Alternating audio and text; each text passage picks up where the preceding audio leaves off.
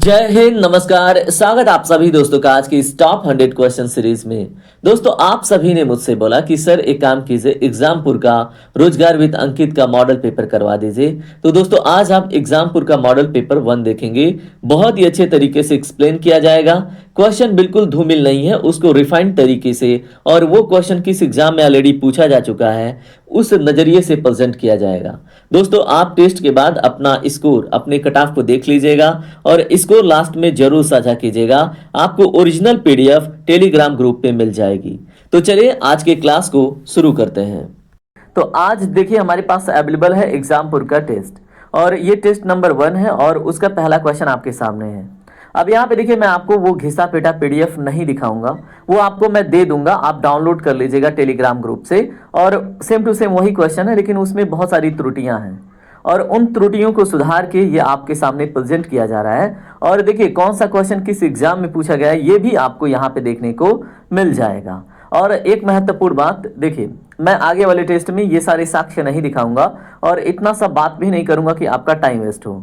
और देखिए GS focus का जो ओरिजिनल टेस्ट है वो आता रहेगा, लेकिन हाँ आप लोग का डिमांड है कि सर आप एग्जामपुर का भी करा दीजिए, रोजगार विद अंकित का भी करा दीजिए। तो हम पूरी प्रयास करेंगे आपके एग्जाम तक सारे टेस्ट करा दिए जाएं। इसलिए अगर आप नए हैं तो तुरंत जुड़िए, आपको सारे पीडीएफ बिल्कुल फ्री में, सारे कंटेंट आपके ऑन डिमांड दिए जाते हैं इस चैनल पे, ठीक है।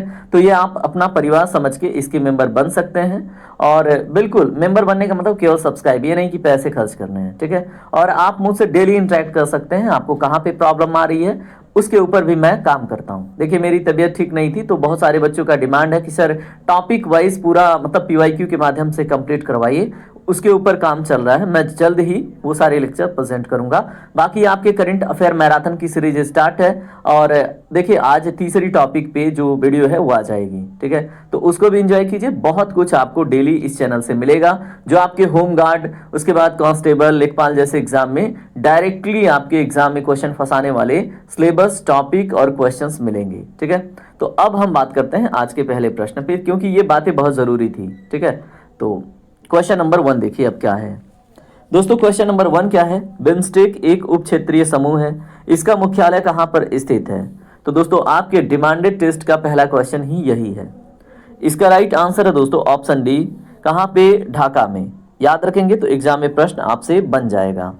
दूसरा प्रश्न देखिए क्या है, वंदे मातरम किस भाषा में लिखा गया है? तो in which language was Vande Mataram written? तो दोस्तों क्वेश्चन नंबर 2 का राइट आंसर है आपका ऑप्शन बी, संस्कृत भाषा में। अब याद रख लेंगे। आप मुझे बताइए वंदे मातरम किस उपन्यास से लिया गया है, आप मुझे कमेंट करके बताइएगा। अगला प्रश्न देखिए क्या है, भारत का राष्ट्रीय खेल कौन सा माना जाता है? तो दोस्तों यहाँ पे है वाली बात नहीं है, माना जाता है। तो इसका जो राइट आंसर है वो है आपका हॉकी, ठीक है। ये मानने की बात है, ठीक है, होने की बात नहीं है। अगला प्रश्न देखिए क्या है। अगला प्रश्न है सत्यमेव जयते का शाब्दिक अर्थ क्या है? तो दोस्तों इसका जो राइट आंसर है आप सभी को पता होना चाहिए सत्य की विजय, ठीक है। तो कभी कभी होता है गला बोलते बोलते ना, जैसे मान लीजिए कोयल मतलब मॉर्टिन वगैरह अगर हम सुलगा रहे हैं तो वो धुआं गले पे बैठती है, ठीक है। तो मैं इसको बंद ही कर देता हूँ, जस्ट वेट।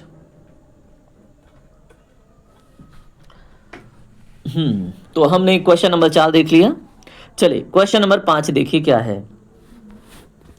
निम्नलिखित में से उड़ीसा से प्रारंभ एक प्राचीन लोक नृत्य कौन सा है? अब इसका राइट आंसर कीजिए।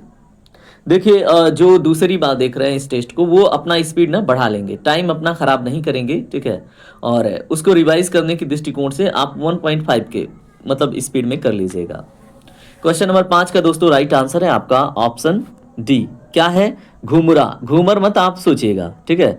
तो अगर उड़ीसा से प्रारंभ एक प्राचीन लोक नृत्य की बात होगी तो ये घूमरा है, न कि घूमर। घूमर कहाँ का है बताइए? राजस्थान का। अगला प्रश्न देखिए क्या है, मानव शरीर की सबसे बड़ी ग्रंथि कौन सी है? बताइए, बायोलॉजी से रिलेटेड क्वेश्चन है। ये सारा धुआं निकल जाए तो बहुत अच्छा होगा, ठीक है। क्योंकि पता है लेक्चर रिकॉर्ड करते वक्त जब गले पे धुआं लगता है ना तो मेरी आवाज़ ही बैठ जाती है। तो दोस्तों क्वेश्चन नंबर 6 का राइट आंसर आपका होगा ऑप्शन सी। क्या है? लीवर, ठीक है, यानी कि यकृत। याद रखेंगे, आपको पता भी है क्योंकि मैं जीएस फोकस की जो ओरिजिनल टेस्ट सीरीज है होमगार्ड के लिए उसमें ये सब करा चुका हूँ, ठीक है। और बाकी आप सबका डिमांड था कि सर करवाइए, तो मैं करवा देता हूँ, ठीक है, क्योंकि आपका डिमांड सर ऊपर ही है। क्वेश्चन नंबर 7 देखें, लाल रक्त रंग किसके कारण होता है? तो दोस्तों बताएं, क्वेश्चन नंबर 7 का राइट आंसर क्या होगा? इसमें ऑप्शन बी करेक्ट है, हीमोग्लोबिन के कारण, ठीक है। क्वेश्चन नंबर 8 देखिए क्या है आपसे, जल का जो रासायनिक सूत्र है क्या है? तो बहुत इजी क्वेश्चन है आपसे। क्वेश्चन नंबर 8 का तो मतलब आप आंख बंद करके आंसर करेंगे यस टू हो। तो आपका होमगार्ड जैसा एग्जाम है, और जैसे यूपीएसआई का पेपर का नेचर आपने देखा, ठीक है, तो इजी टू मॉडरेट ही रहेगा, टफ नहीं होगा। तो ऐसे क्वेश्चन भी पूछने की संभावना रहेगी, ठीक है। लेकिन अब बिल्कुल इजी मान के मत चलिएगा, यूपीएसआई में अन्य सेक्शंस इजी थे, लेकिन जीएस का लेवल मतलब ठीक ठाक था, ठीक है। चलिए अगला प्रश्न देखिए क्या है, पौधों में भोजन बनाने की जो प्रक्रिया है वो क्या कहलाती है? बताइए। The process by which plants make food is called, ठीक है, तो बताइए, प्लांट्स मेक फूड, तो उसको हम क्या कहते हैं? ये तो जो जीएस फोकस का ओरिजिनल टेस्ट सीरीज है उसका तो एकदम हलवा क्वेश्चन हो गया आपके लिए, ठीक है। तो ऑप्शन बी करेक्ट है, प्रकाश संश्लेषण। और मैं आज जो रेगुलर स्टूडेंट है जीएस फोकस के, मैं उनसे उम्मीद करता हूँ वो आज 85 प्लस स्कोर लाएंगे, ठीक है। ध्वनि की जो तीव्रता है ये किस में मापी जाती है? बताइए। क्वेश्चन नंबर 10 का राइट आंसर है दोस्तों इसमें आपका ऑप्शन बी, डेसिबल, ठीक है। फ्रीक्वेंसी हर्ट्ज, ठीक है, फ्रीक्वेंसी से रिलेटेड जो मात्रक है हर्ट्ज है, जूल ऊर्जा से रिलेटेड है, और शक्ति से रिलेटेड वॉट है, ठीक है। अगला क्वेश्चन देखिए, क्वेश्चन नंबर 11, मानव शरीर में जो इंसुलिन हार्मोन है इसका स्राव किस ग्रंथि से होता है? क्वेश्चन नंबर 11 का राइट आंसर बताइए। इसमें दोस्तों पैनक्रियास यानी कि अग्नाशय आपका सही जवाब होगा।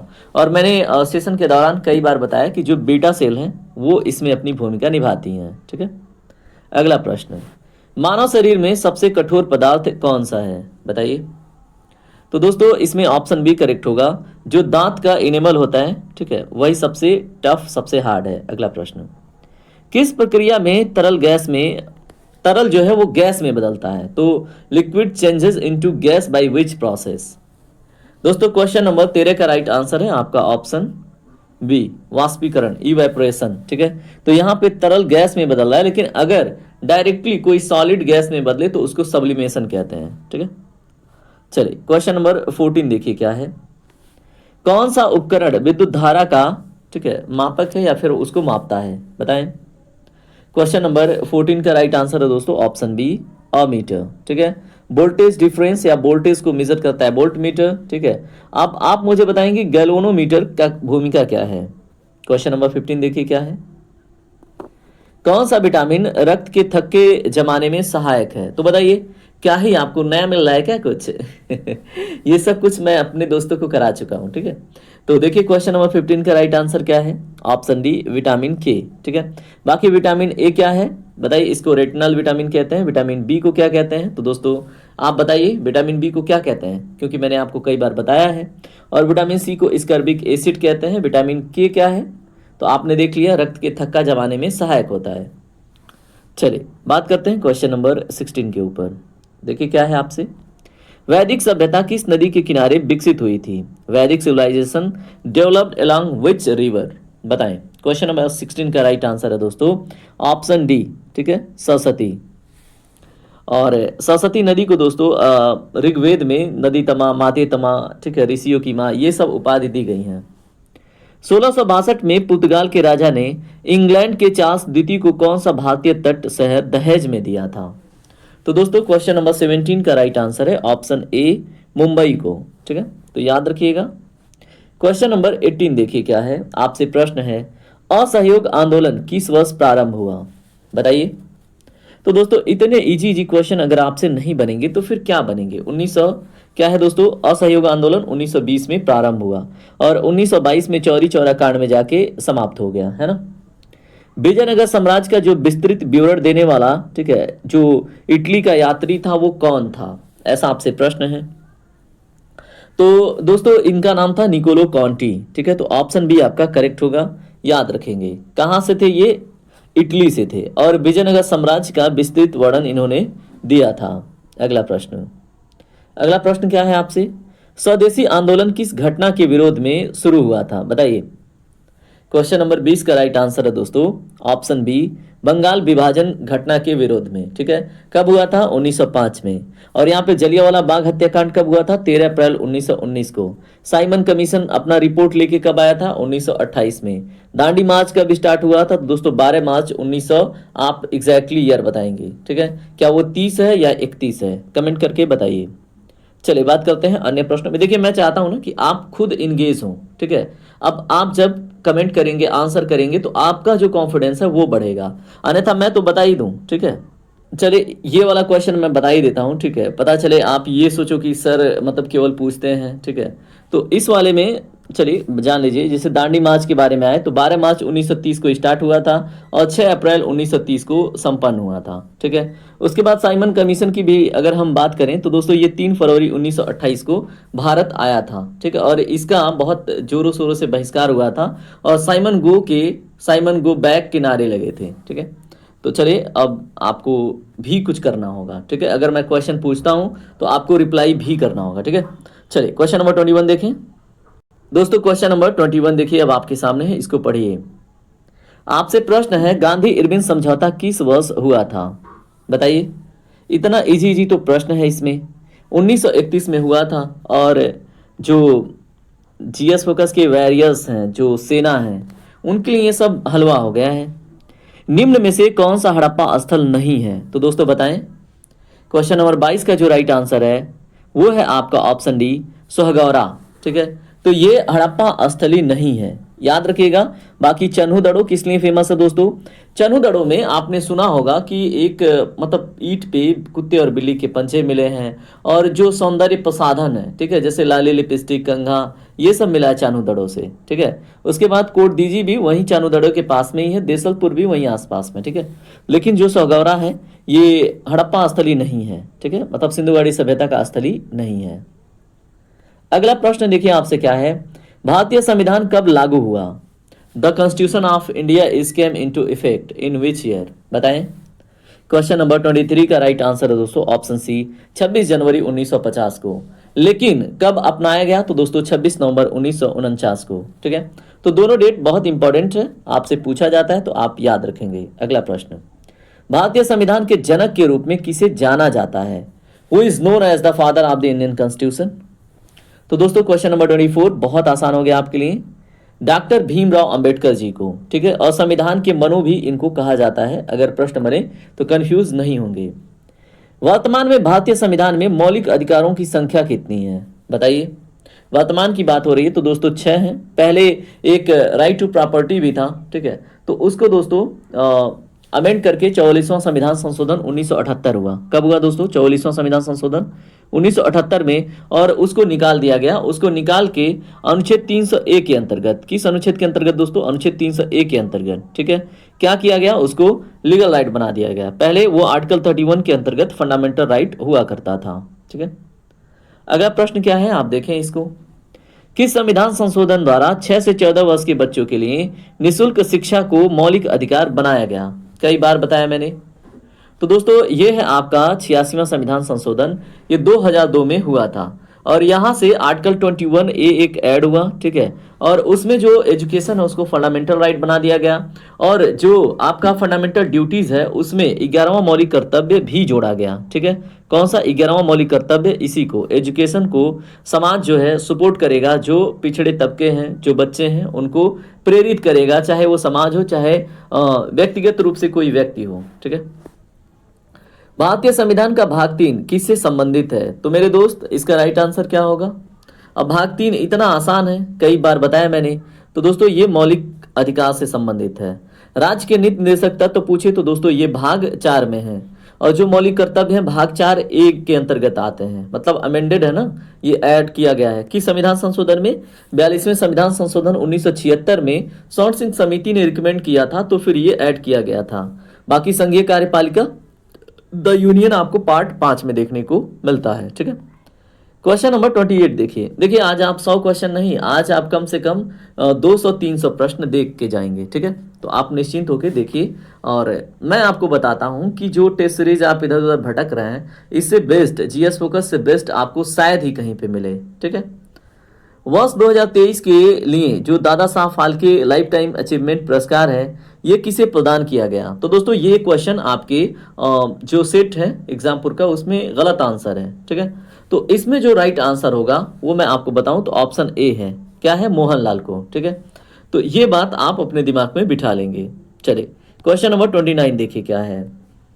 भारत में राष्ट्रीय आय की गणना कौन सी संस्था करती है? तो बताइए इसका राइट आंसर क्या होगा?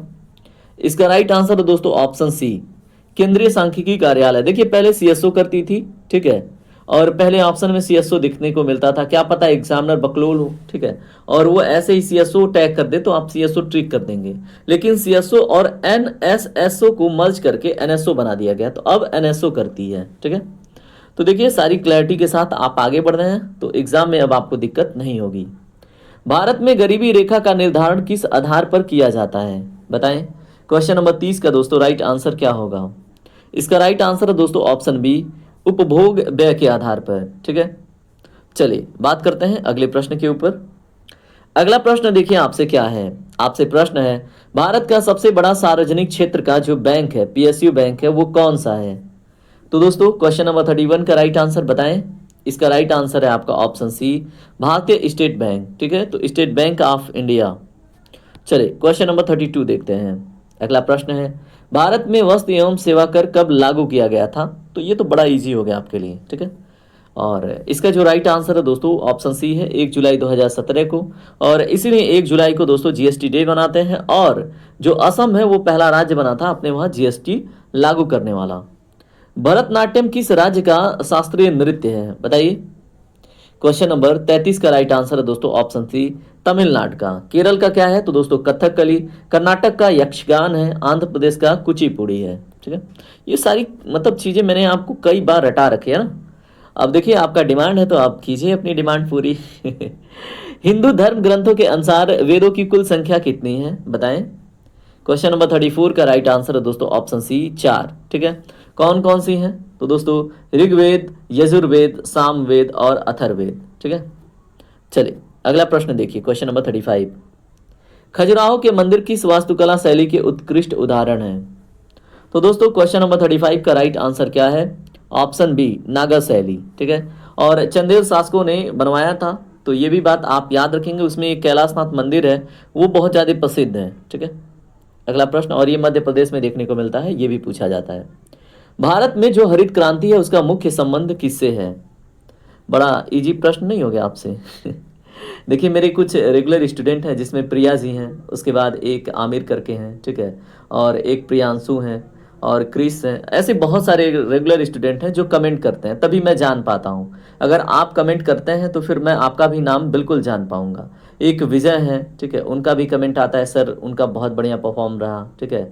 और ऐसे ही अशोक करके एक है, मतलब कई लोग हैं, लेकिन जिनका नाम मुझे रेगुलरली उनके कमेंट से याद हो गया है। तो अगर आप रेगुलर मुझसे इंटरेक्ट करते हैं तो फिर मैं आपको जान पाता हूँ, ठीक है। और मैं चाहता हूँ आपको जानूँ, कहाँ से हैं, कौन है, कैसी आपकी तैयारी है, तभी तो फिर आप सिलेक्शन के बाद आप बताएंगे कि सर आपने मतलब जो मेहनत कराई थी हमसे वो सफल हुआ, ठीक है। तो आप डेफिनेटली एक बड़े भाई के रूप में मानिए, ठीक है। मैंने देखा है यहाँ पे कुछ लोग कमेंट ऐसे करते हैं दोस्तों, जैसे मैं उनका छोटा भाई हूँ, ठीक है, और वो आदेश देते हैं। मैंने देखा है एक दो लोगों को। मैं क्या ही बताऊँ, मुझे गुस्सा तो नहीं आता क्योंकि आप लोग मेरे छोटे भाई बहन ही हो, ठीक है। तो मैं देखता हूँ कई लोग कमेंट करते हैं कि भाई पीडीएफ डाल देना, bro you are doing well, ठीक है। अरे मैं तुम्हारा बड़ा भाई हूँ, ठीक है। और मैं अगर आपको आप कह के संबोधित करता हूँ मीन्स कि आई रेस्पेक्ट यू, क्योंकि आप एक ह्यूमन बीइंग हैं, राइट। और और मैं बड़ा भाई हूँ तो मेरे लिए ऐसे मतलब ठीक है, आप इंटरेक्ट करते हैं, अच्छा बोलते हैं, लेकिन जो अच्छा बोलते हैं उसमें भी ध्यान रखने की बात होती है, ठीक है। बाकी चलिए इसका जो राइट आंसर होगा वो क्या होगा? क्वेश्चन नंबर 36 का राइट आंसर है दोस्तों ऑप्शन बी, कृषि उत्पादन, एग्रीकल्चरल प्रोडक्शन, ठीक है। और आपको भी पता है इसमें एक पेट में एक क्वेश्चन बना था 2024 में, ठीक है, कि HYV का फुल फॉर्म क्या है, ठीक है। ये डायरेक्टली आप देखेंगे आपको मिल जाएगा एक क्वेश्चन। तो हाई ईल्ड वैरायटी इसका फुल फॉर्म हो जाता है, ठीक है, जो हाई ईल्ड वैरायटी के बीज प्रयोग किए गए थे गेहूं के, ठीक है। तो इसलिए ये प्रश्न पूछ लिया जाता है। तो अब आप लोग सोचेंगे कि अरे इतना क्वेश्चन कैसे याद रहता है। आप भी घूमिए क्वेश्चन की दुनिया में, आपको भी पता चलेगा कि हाँ कौन सा क्वेश्चन कब पूछा गया। देखिए मुझे बहुत सारे क्वेश्चन मुझबानी याद रहते हैं कि ये क्वेश्चन किस एग्जाम में पूछा गया, किस ईयर पूछा गया, ठीक है। क्योंकि ये अभ्यास से हो जाता है, ठीक है। खरीफ की फसल की बुआई सामान्यतः किस समय की जाती है, तो दोस्तों बताएं। क्वेश्चन नंबर 37 का राइट आंसर क्या होगा? इसका राइट आंसर है दोस्तों ऑप्शन सी, जून जुलाई में। और आपको भी पता है धान जब बरसात का मौसम तगड़ा होता है तो धान को बोते हैं और वो खरीफ का फसल है। गन्ने का भी फसल खरीफ के सीजन में मतलब ही काउंट होता है ना। चलिए अगला प्रश्न देखिए क्या है आपसे। भारत की जो मानक समय रेखा है, स्टैंडर्ड टाइम लाइन है, ये किस स्थान से होकर गुजरती है? तो दोस्तों कहाँ से गुजरती है? अब यहाँ पे देखिए नैनी आपको ऑप्शन में जब ना दिखे ना तो प्रयागराज, ठीक है, प्रयागराज दिख रहा है तो प्रयागराज का नैनी आपको दिखता है एक्चुअली, ठीक है। लेकिन आप प्रयागराज के साथ भी कंफ्यूज नहीं होंगे। जब प्रयागराज के साथ नैनी होगा ना तब आप उसको ट्रिक कीजिएगा, अन्यथा इसके पहले तक आयोग ना मिर्जापुर को एक्सेप्ट किया है। लेकिन अगर आपको प्रयागराज के साथ नैनी देखने को मिला तो आप उसको ट्रिक करेंगे, ठीक है। तो ये कंफ्यूजन अपने दिमाग में ना मत रखिएगा, जो अभी आपने सुना वही अंतिम सत्य है, ठीक है। आपसे प्रश्न बनता है ये जो भारत की मानक समय रेखा है ये कितने डिग्री देशांतर पे है? तो 82.5 डिग्री। कितने दोस्तों? 82.5 डिग्री। और ये जो ग्रीनविच रेखा है यानी कि जो सबसे बड़ी रेखा आप कह लें जहां से समय निर्धारित होता है पूरे विश्व का, ठीक है, तो उससे ना अपना जो मानक समय रेखा वो 5.5 घंटा आगे है। ये भी प्रश्न पूछा जाता है आपसे, ये भी प्रश्न पूछा जाता है। जैसे मान लीजिए भारत में सबसे पहले सूर्योदय और सबसे बाद में मतलब सूर्योदय कहाँ पे होता है? तो सबसे पहले कहाँ पे होता है? तो दोस्तों अरुणाचल प्रदेश में, ठीक है। और सबसे बाद में कहाँ पे होता है? तो दोस्तों गुजरात में। अरुणाचल प्रदेश में सबसे पहले सूर्योदय जो है वो किविथू नाम के लोकेशन पे होता है। और जो सबसे अंत में अगर कहें सूर्योदय होता है गुजरात में, वो आपका एक गुहार मोती करके गांव है वहां पे होता है, ठीक है। तो ये सारे प्रश्न बहुत महत्वपूर्ण हो जाते हैं। मैं अब देखिए एक ही क्वेश्चन में सब कुछ तो बताऊंगा तो बोरिंग लगेगा, इसलिए कहीं कहीं पे परहेज करना पड़ता है, आगे बढ़ना पड़ता है, ठीक है। चलिए यहाँ पे देखिए भारत का जो सबसे बड़ा मैंग्रोव वन है वो मैंग्रोव क्षेत्र वन कहाँ पे स्थित है? तो दोस्तों भारत का क्या विश्व का ये सबसे बड़ा है सुंदरवन, ठीक है। और यहाँ पे आपको सुंदरी नाम के वृक्ष पाए जाते हैं बहुतायत मात्रा में, उसी के नाम पे इसका सुंदरवन नाम है। और ये गंगा और ब्रह्मपुत्रा जब क्या करती हैं अवसाद लेके आती हैं तो उसी के अवसाद से ये निर्मित होता है, ठीक है। तो ये सारी बातें याद रखते हुए एक बात और याद रखेंगे, जो बंगाल टाइगर है ना, रॉयल बंगाल टाइगर, वो भी बहुतायत मात्रा में सुंदरवन में ही पाया जाता है, ठीक है। मजा आ रहा है? चलिए कोई बात नहीं, मजा अगर ना भी आया ना तो आप फिर भी वीडियो को लाइक कर लिया कीजिए, क्योंकि दूसरों को मजा आ रहा है तो दूसरों की खुशियों में खुश होइए, है ना।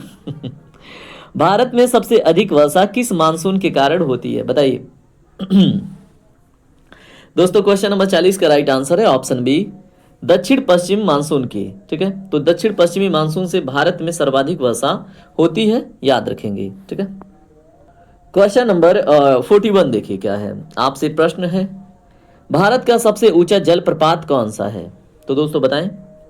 इसका राइट आंसर है दोस्तों ऑप्शन सी, कुंचिकल जलप्रपात, ठीक है। अब मैं आपको बताऊं, देखिए अगर आपने स्टेट पीसीएस 2018 का एग्जाम दिया होता तो आपको स्पष्ट ये क्वेश्चन वहां पे मिला था, क्योंकि उसी वर्ष क्या हुआ था कि कुंचिकल को ना मतलब भारत का सबसे हाईएस्ट मतलब जलप्रपात का दर्जा मिला। इसके पहले कौन सा था बताएंगे, इसके पहले कोई और था, ठीक है, जो शरावती नदी पर स्थित था। मैं नाम नहीं बताऊंगा, आप कमेंट करेंगे। और जो कुंचिकल जलप्रपात है तो दोस्तों ये आपको वाराही नदी पर कर्नाटक में ही देखने को मिलता है, ठीक है।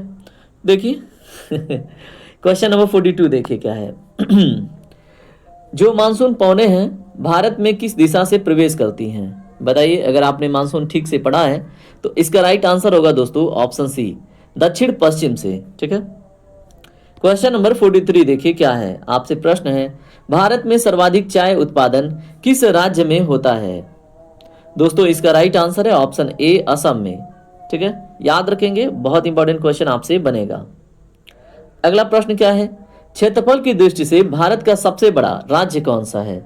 अब इतना इजी क्वेश्चन आपके मतलब सेट में आएगा तो आप आंख बंद करके कीजिएगा, है ना। तो दोस्तों ये है आपका राजस्थान। जनसंख्या के दृष्टिकोण से सबसे बड़ा कौन है? उत्तर प्रदेश, ठीक है। चलिए क्वेश्चन नंबर 45 देखिए क्या है, डॉक्टर भीमराव अंबेडकर उत्तर प्रदेश पुलिस अकादमी कहां पर स्थित है? कई बार मैंने कराया है, अब आप बताइए। तो दोस्तों मुरादाबाद, ठीक है, ऑप्शन बी आपका करेक्ट होगा। अगला प्रश्न क्या है आप देखिए, क्षेत्रफल के आधार पर उत्तर प्रदेश का सबसे बड़ा जिला कौन सा है? तो दोस्तों क्वेश्चन नंबर 46 का राइट आंसर लखीमपुर खीरी। और जब भी मैंने दुधवा नेशनल पार्क आपको डिस्कस किया है तब भी ये बात मैंने जोर जोर से चिल्ला के बताई है आपको, है ना। अगला प्रश्न, उत्तर प्रदेश में सर्वाधिक जनसंख्या वाला जिला कौन सा है? क्वेश्चन नंबर 47 का राइट आंसर है ऑप्शन सी प्रयागराज, ठीक है। चलिए प्रश्न संख्या 48 देखिए क्या है, उत्तर प्रदेश का राजकीय पशु कौन सा है? अब ये मत सोचिएगा ये बहुत इजी प्रश्न नहीं पूछेंगे भाई, आप बीपीएससी के पेपर उठा के देखिए, ठीक है। बीपीएससी 2025 में डायरेक्टली पूछ लिया था, ठीक है, कि मतलब बिहार का जो राजकीय पशु है क्या है, तो पूछा जा सकता है ना। क्वेश्चन नंबर 48 का राइट आंसर कई बार मैंने आपको बताया है, क्या है बताइए, स्वयं डियर यानी कि 12 सिंहा। क्वेश्चन नंबर 49 देखिए क्या है, दुधवा राष्ट्रीय उद्यान उत्तर प्रदेश के किस जिले में स्थित है? क्वेश्चन नंबर 49 का राइट आंसर है दोस्तों ऑप्शन सी, अभी जस्ट मैंने आपको बताया है ना। क्वेश्चन नंबर 50 देखिए क्या है, उत्तर प्रदेश की जो नौटंकी लोक नाट्य है इसका प्रमुख क्षेत्र कौन सा है? क्वेश्चन नंबर 50 का राइट आंसर है दोस्तों option B Braj region, Braj क्षेत्र है, ठीक है। और जो आपका, चलिए अब आगे अगले प्रश्न में देख लेंगे, ठीक है। क्वेश्चन नंबर 51 देखिए, बिरहा लोक गायन शैली मुख्य रूप से किस क्षेत्र से संबंधित है? तो दोस्तों ये पूर्वांचल से मुख्य रूप से संबंधित है, ऑप्शन सी आपका करेक्ट होगा। चलिए क्वेश्चन नंबर 52 देखिए क्या है आपसे, उत्तर प्रदेश की विश्व प्रसिद्ध जो चिकनकारी कढ़ाई है, ठीक है, ये किस नगर से संबंधित है? तो दोस्तों इसका राइट आंसर है ऑप्शन बी लखनऊ से, ठीक है। क्वेश्चन नंबर 53, आल्हा लोक कथा मुख्य रूप से किस क्षेत्र से संबंधित है? तो दोस्तों आल्हा, ठीक है। क्वेश्चन नंबर 53 का राइट आंसर है ऑप्शन बी बुंदेलखंड क्षेत्र से। क्वेश्चन नंबर 54 देखिए क्या है, प्राचीन काल में उत्तर प्रदेश का कौन सा क्षेत्र जीजक भुक्ति या जयहोटी के नाम से भी जाना जाता था? ये थोड़ा सा इंटरेस्टिंग क्वेश्चन लगा, ठीक है। तो बताइए प्राचीन काल यानी प्राचीन इतिहास से प्रश्न है, इसका राइट आंसर है दोस्तों क्या होगा इसका right answer, option B Bundelkhand क्षेत्र को झिझक भुक्ति या जयहोटी के नाम से जाना जाता था, ठीक है। क्वेश्चन नंबर 55 देखिए क्या है, विश्व प्रसिद्ध जो कुंभ मेला है ये किस नदी संगम पर आयोजित किया जाता है? तो दोस्तों 2025 में ही तो लगा था, तो बताइए इसका राइट आंसर क्या होगा? इसका राइट आंसर तो आप आंख बंद करके भी लगा सकते हैं, ठीक है। तो ये आपको गंगा यमुना सरस्वती, सरस्वती यहाँ पे आपको देखने को मिलती नहीं है, ठीक है। तो याद रखेंगे आप, तो याद रखिएगा सरस्वती मतलब यहाँ पे एक तरह से लुप्त हो गई है। क्वेश्चन नंबर 56 देखिए, देव दीपावली का जो प्रमुख भव्य आयोजन है उत्तर प्रदेश में कहां पर किया जाता है? तो दोस्तों क्वेश्चन नंबर 56 राइट आंसर है वाराणसी, ऑप्शन सी आपका करेक्ट होगा। क्वेश्चन नंबर 57 देखिए क्या है, क्वेश्चन नंबर 57 पढ़िए आपसे पूछा गया है जो लठमार होली है ये उत्तर प्रदेश के किस क्षेत्र में अत्यंत प्रसिद्ध है? बताइए। क्वेश्चन नंबर 57 का दोस्तों राइट आंसर होगा ऑप्शन बी मथुरा बरसाना क्षेत्र में, ठीक है। क्वेश्चन नंबर 58 देखिए क्या है, जो श्रावस्ती महोत्सव है मुख्य रूप से किस धर्म के अनुयायियों से संबंधित है? तो दोस्तों क्वेश्चन नंबर 58 देखिए क्या है, ऑप्शन बी आपका करेक्ट होगा, ये बौद्ध से संबंधित है। आपको पता है श्रावस्ती में महात्मा बुद्ध ने सर्वाधिक उपदेश दिए थे, ठीक है। और पहला उपदेश उन्होंने कहाँ पे दिया था? तो दोस्तों पहला उपदेश सारनाथ में दिया था जिसको धम्म चक्र प्रवर्तन के नाम से जानते हैं। क्वेश्चन नंबर 59, जो क्या है दोस्तों, नागनाथ थैया पर्व है, ठीक है, इसका आयोजन उत्तर प्रदेश के किस क्षेत्र या नगर में किया जाता है? तो दोस्तों बताएं नागनाथैया। क्वेश्चन नंबर 59 का राइट आंसर है वाराणसी, ठीक है, ऑप्शन सी आपका करेक्ट होगा है। और वाराणसी और नाग एक दूसरे से जोड़ के देख लीजिएगा, ठीक है, तो याद रहेगा। अगला प्रश्न, उत्तर प्रदेश का जो राजकीय खेल है वो कौन सा है? तो दोस्तों यहाँ पे ना अप्रूव्ड है ये स्पोर्ट, ठीक है, ये है एक्चुअली ये हॉकी है, ठीक है, लेकिन भारत का कोई ऐसे राष्ट्रीय खेल नहीं है, माना जाता है हॉकी को, ठीक है।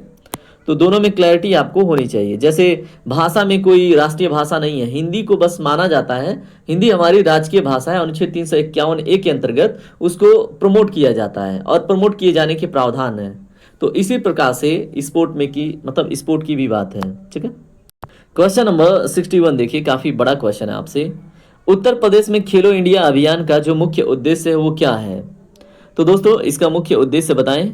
अब ये तो सबको पता होगा। ठीक है, ग्रामीण प्रतिभा की खोज है। ठीक है, खेलो इंडिया अभियान का मुख्य उद्देश्य क्या है? रूरल टैलेंट हंट, मतलब गांव में आप देखते हैं मजबूत होते हैं, प्रतिभाशाली होते हैं, लेकिन उनको अवसर नहीं मिलता और इसकी वजह से वो आगे नहीं बढ़ पाते, इसलिए खेलो इंडिया अभियान है। ठीक है, उत्तर प्रदेश पुलिस बल का जो सर्वोच्च अधिकारी है वो कौन होता है? तो दोस्तों देखिए, पहले आईजी हुआ करते थे, लेकिन अब कौन है? तो दोस्तों अब है क्या है? डीजीपी। ठीक है, अब याद रखेंगे पुलिस महानिदेशक। अगला प्रश्न, किस राज्य में कानून व्यवस्था बनाए रखने के, ठीक है, किसी राज्य में एक्चुअली किसी राज्य में कानून व्यवस्था बनाए रखना मुख्य रूप से किसका दायित्व है?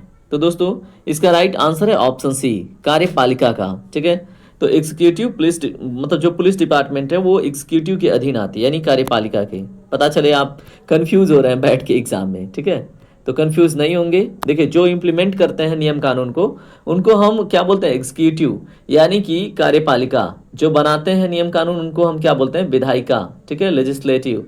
और जो मतलब न्याय करते हैं कि जो कार्य हुआ है या फिर जो अत्याचार हुए हैं उनके ऊपर जब न्याय होता है तो वो आती है न्यायपालिका। ठीक है, और इन तीनों के बीच में जो सेपरेशन ऑफ पावर है वो आर्टिकल 50 के अंतर्गत है, ये बात आपको पता होगा। ठीक है, उत्तर प्रदेश में यूपी 112 यानी कि 112 सेवा मुख्य रूप से किससे संबंधित है? तो दोस्तों आपने भी यूज किया होगा ये वाला क्रमांक, 2019 से एक्चुअली ये इंप्लीमेंटेड है। ठीक है, ये आप याद रखें कब से?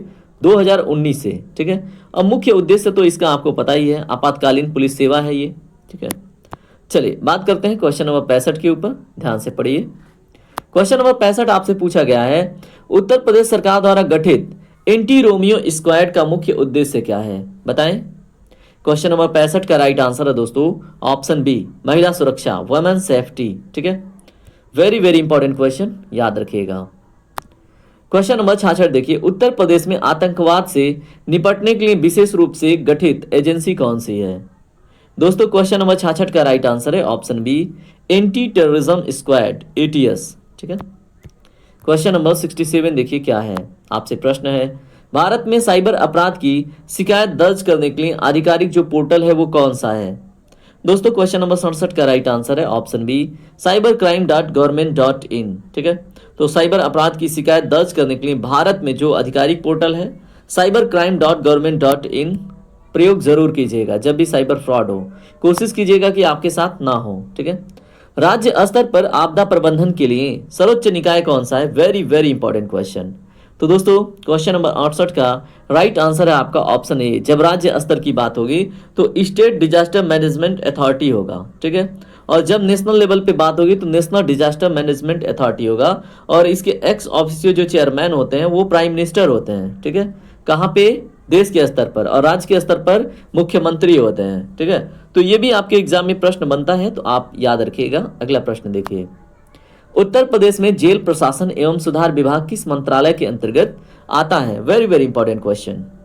तो दोस्तों इसका राइट आंसर है ऑप्शन ए, किसके अंतर्गत? Home department. ठीक है, तो होम मिनिस्ट्री भी अगर लिख के आए तो आप कंफ्यूज मत होइएगा। ठीक है, क्वेश्चन नंबर 70 देखिए क्या है आपसे, भारत सरकार द्वारा जो मेक इन इंडिया कार्यक्रम है इसकी शुरुआत कब की गई थी?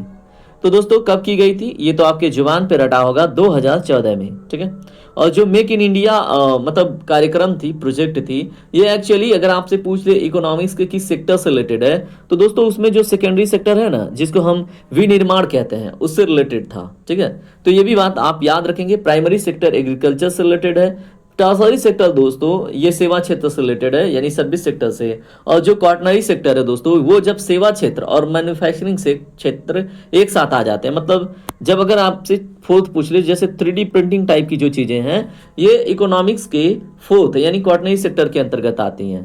जो हाई प्रोफाइल जो जॉब हैं, बहुत बड़े जैसे वित्त सचिव जैसे पोस्ट के जो सेवाएं होती हैं वो भी क्वार्टनरी सेक्टर में आती हैं। ठीक है, तो उसके भी सब क्लास बने हुए हैं, तो इतना डिटेल में नहीं पूछेगा, लेकिन चलिए कोई बात नहीं, आप जीएस फोकस के मेंबर हैं तो ये जानकारी आपको होनी चाहिए। ठीक है, आपको सबसे बेहतर करना है, सबसे आगे जाना है। क्वेश्चन नंबर 71 देखिए क्या है आपसे, डिजिटल इंडिया अभियान का मुख्य उद्देश्य क्या है? तो दोस्तों बताइए। इसका मुख्य उद्देश्य है सरकारी सेवाओं को डिजिटल बनाना। ठीक है, तो बड़ा सिंपल सा उद्देश्य है, इसमें कोई बहुत सोचने की बात नहीं थी। एक राष्ट्र एक राशन कार्ड योजना से मुख्य रूप से किन्हें लाभ होता है? तो दोस्तों प्रवासी जो श्रमिक हैं एक्चुअली, ठीक है, माइग्रांट वर्कर जो हैं उनको बहुत फायदा होता है, क्योंकि घर से दूर होते हैं और फिर राशन कार्ड से कहीं पे भी राशन उठा लेते हैं। ठीक है, घर वाले तो भाई खेती बाड़ी से अपना कहीं से व्यवस्था कर ही लेंगे, है ना। स्वच्छ भारत मिशन मुख्य रूप से निम्नलिखित में से किससे संबंधित है? तो दोस्तों बताएं, ये बताने की आवश्यकता है तो दोस्तों ये किस रिलेटेड है? सार्वभौमिक स्वच्छता कवरेज। ठीक है, तो याद रखेंगे। चलिए बात करते हैं अगले प्रश्न पे। क्वेश्चन नंबर 74 देखिए क्या है। केंद्र सरकार की जो उज्ज्वला योजना है इसका संबंध किससे है? दोस्तों प्रश्न संख्या 74 का राइट आंसर है option B, LPG gas connection से रिलेटेड है उज्ज्वला योजना का संबंध। क्वेश्चन नंबर 75 देखिए क्या है।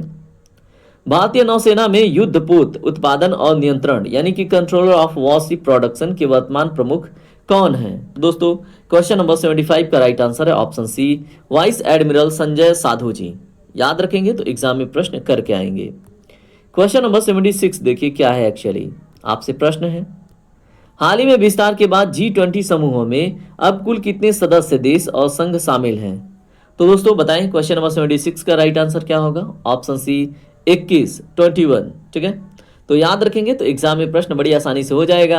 अब ये जो G20 समूह में 21 देश हैं या फिर 21 समूह हैं, तो ये कंफ्यूजन होता है लोगों को। तो दोस्तों ये G20 समूह है एक्चुअली। ठीक है, तो इसमें कुल कितने सदस्य पूछे तो ऐसा नहीं है, देश और संघ दोनों को मिला के ये 21 है। अब यहाँ पे देखिए 19 तो देश हो गए, कितने दोस्तों? 19 देश हो गए। ठीक है, और उसके बाद इसमें एक यूरोपीय यूनियन हो गया। क्या हो गया? यूरोपीय यूनियन हो गया। ठीक है, और अफ्रीकी यूनियन भी अब इसमें ऐड हो गया है। ठीक है, तो ये अब तीनों मिलके कितने हो गए? 21। ठीक है, क्वेश्चन नंबर 71 देखिए क्या है, 77 देखिए। एक्चुअली विश्व स्वास्थ्य संगठन का जो मुख्यालय है ये कहाँ पर स्थित है? तो दोस्तों क्वेश्चन नंबर 77 का राइट आंसर है ऑप्शन सी, जिनेवा में। ठीक है, अगर पूछ ले महाद्वीप तो दोस्तों यूरोप महाद्वीप। ठीक है, अगला प्रश्न, वर्ल्ड स्किल्स एशिया प्रतियोगिता 2025 में भारत ने पदक तालिका में कौन सा स्थान प्राप्त किया? तो दोस्तों बताएं, करंट अफेयर का क्वेश्चन है और बहुत इंपॉर्टेंट है, तो ये बताएं। क्वेश्चन नंबर 78 राइट आंसर है ऑप्शन बी, 8वीं। ठीक है, क्वेश्चन नंबर 79 देखिए क्या है आपसे, नीति आयोग का जो पदेन अध्यक्ष है ये कौन होता है? तो दोस्तों क्वेश्चन नंबर 79 का राइट आंसर है ऑप्शन सी, भारत के प्रधानमंत्री। और ऐसे ही जब प्लानिंग कमीशन था तो उसके भी एक्स ऑफिशियल मेंबर या चेयरमैन भारत के प्रधानमंत्री ही होते थे। ठीक है, और चलिए क्वेश्चन नंबर 80 देखिए क्या है। नाबार्ड का मुख्य संबंध निम्नलिखित में से किसके विकास से है? तो दोस्तों इसका हेडक्वार्टर मुंबई में है, आपको मैं बता चुका हूं। ठीक है, तो बताइए इसका जो संबंध है किससे है? क्वेश्चन नंबर 80 का राइट आंसर है ऑप्शन बी, कृषि एवं ग्रामीण विकास से रिलेटेड ये कार्य करता है। ठीक है, तो नाबार्ड को याद रखेंगे। क्वेश्चन नंबर 81 देखिए क्या है, अंतर्राष्ट्रीय मुद्रा कोष IMF का जो मुख्यालय है कहां पर स्थित है? तो दोस्तों बताएं इसका जो राइट आंसर है, देखिए ये आए दिन पाकिस्तान को फंड देता रहता है। ठीक है, तो इसलिए न्यूज में है, याद रखेंगे। इसका जो हेडक्वार्टर है वाशिंगटन DC में है।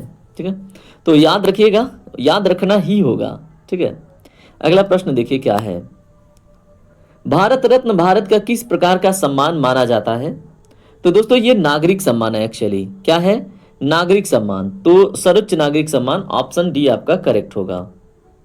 अगला प्रश्न देखिए क्या है, आपसे प्रश्न है, ज्ञानपीठ पुरस्कार निम्नलिखित में से किस क्षेत्र में दिया जाता है? तो दोस्तों क्वेश्चन नंबर 83 का राइट आंसर है ऑप्शन बी, साहित्य के क्षेत्र में। ठीक है, अगला प्रश्न देखिए क्या है, अर्जुन पुरस्कार का संबंध मुख्य रूप से किससे है? दोस्तों प्रश्न संख्या 84 का राइट आंसर है ऑप्शन बी, खेल के क्षेत्र में प्रदर्शन। ठीक है, तो ये अर्जुन पुरस्कार का संबंध आपने देख लिया। देखिए उस बार पुलिस के एग्जाम में ना बहुत प्रश्न बने थे और मोहम्मद शमी का नाम कई बार कई शिफ्ट में आया था। ठीक है, तो आप देख लेंगे। चलिए मैं तो करा ही रहा हूँ। ठीक है, तो अगर आपने marathon current affair series enjoy किया है तो 2 टेस्ट आ चुके हैं। ठीक है, और टॉपिक वाइज मैं करा रहा हूँ उस सीरीज को, और उसमें 1500 प्लस क्वेश्चन कराऊंगा। और आपने अगर पूरे सीरीज को फॉलो किया, देखिए लास्ट में मैं मैराथन लाऊंगा, लेकिन मैं अभी खंड खंड ला रहा हूँ, तो उसको जरूर एंजॉय कीजिए। क्या है खंड खंड, हमें और भी चीज़ें पढ़नी होती है, एक मैराथन लेके बैठ जाते हैं तो दिक्कत हो जाती है। तो एग्जाम के 10 दिन पहले तक मैं सब कुछ कंप्लीट करवा दूंगा, ठीक है। सारे टेस्ट, सारे मॉक, पूरी कोशिश करूंगा सब कुछ हो जाए।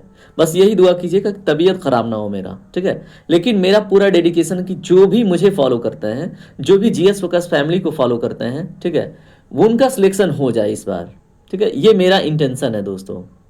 अब देखिए, अगर आप कोऑपरेट करेंगे तो डेफिनेटली होगा, ठीक है।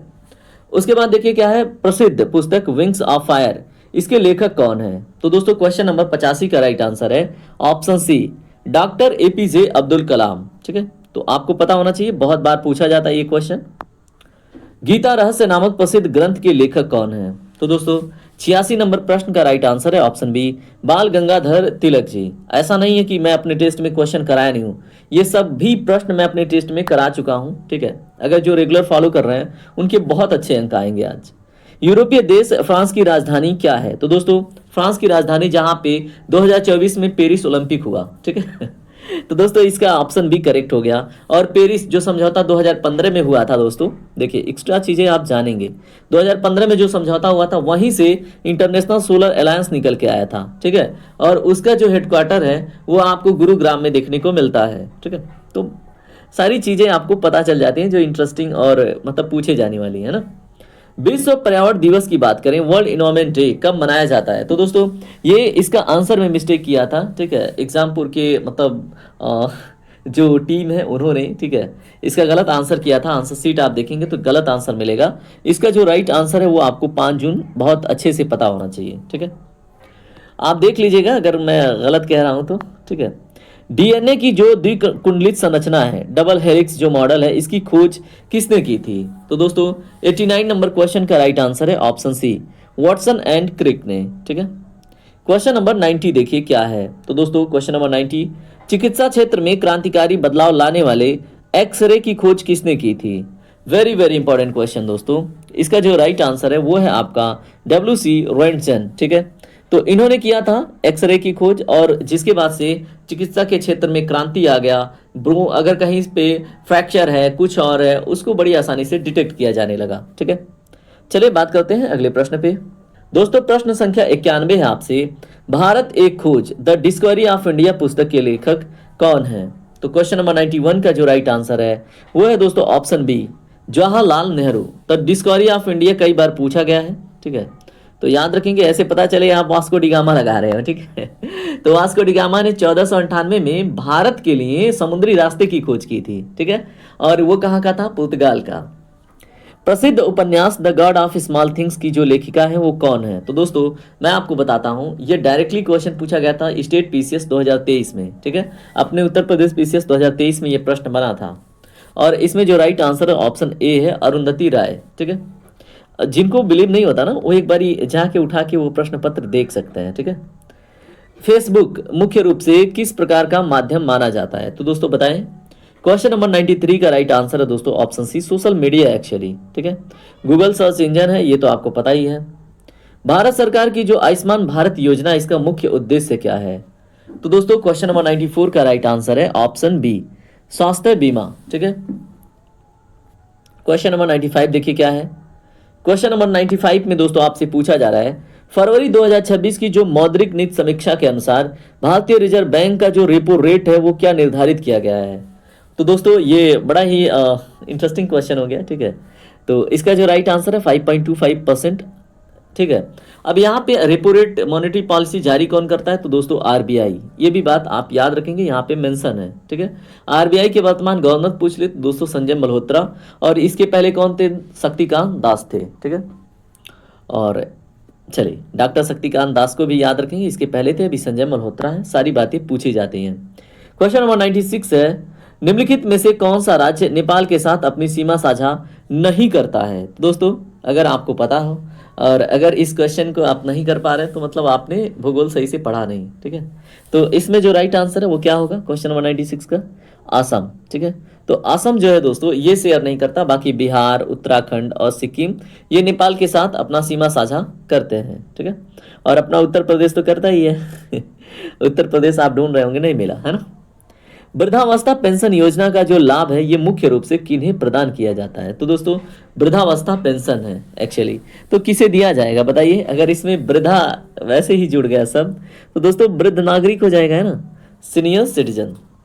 चलिए क्वेश्चन नंबर 98 देखिए क्या है। महिला सशक्तिकरण वुमेन एम्पावरमेंट का मुख्य उद्देश्य क्या है?